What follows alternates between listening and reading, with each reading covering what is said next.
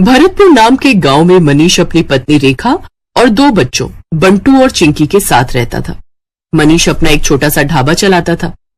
मनीष बड़ा ही लजीज खाना बनाकर बेचता था, जिससे उसका ढाबा ठीक ठाक चलता था। वाह यार मनीष, क्या लाजवाब खाना है। तुझे पता है, इतना स्वादिष्ट पालक पनीर मेरी माँ भी बनाया करती थी यार।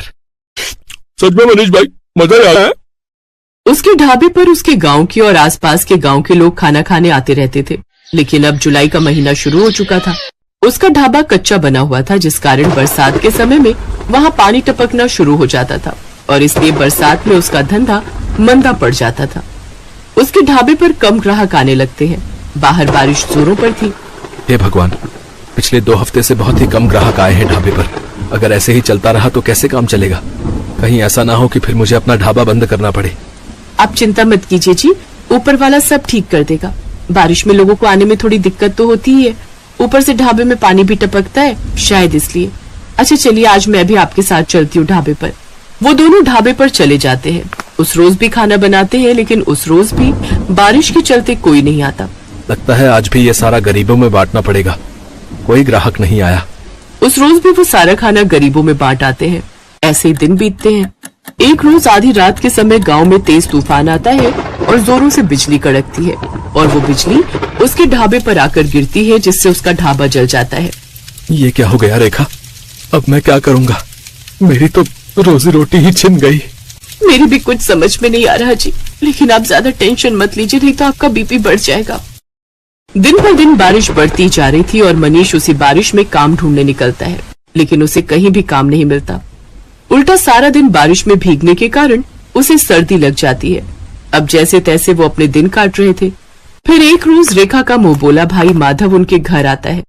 अरे जीजा जी, इतनी बारिश में रोज रोज काम ढूंढने निकलते हो, बेकार में परेशान होते हो। इससे तो अच्छा ये होगा कि आप मेरे साथ चलो और मेरी दुकान पर काम करो। वैसे भी मेरा आदमी अपने गांव गया हुआ है और मैं आपको महीने के आखिर में तनख्वाह दे दिया करूंगा। क्यों दे दी? ठीक कहा ना मैंने?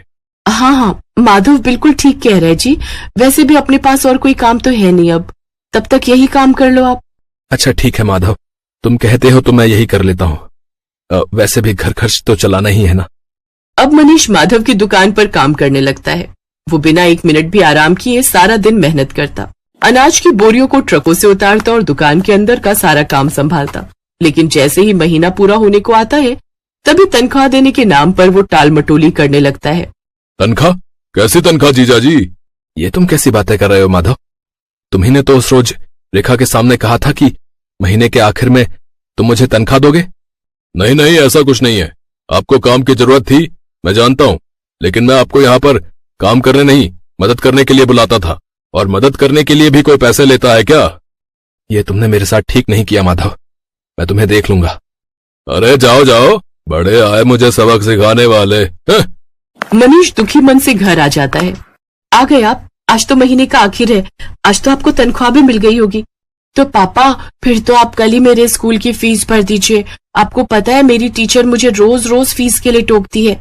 ये सुनते ही मनीष की आंखों में आंसू आ जाते हैं। मेरा नसीब न जाने कैसा है रेखा, जो मेरे साथ कुछ भी अच्छा नहीं हो रहा।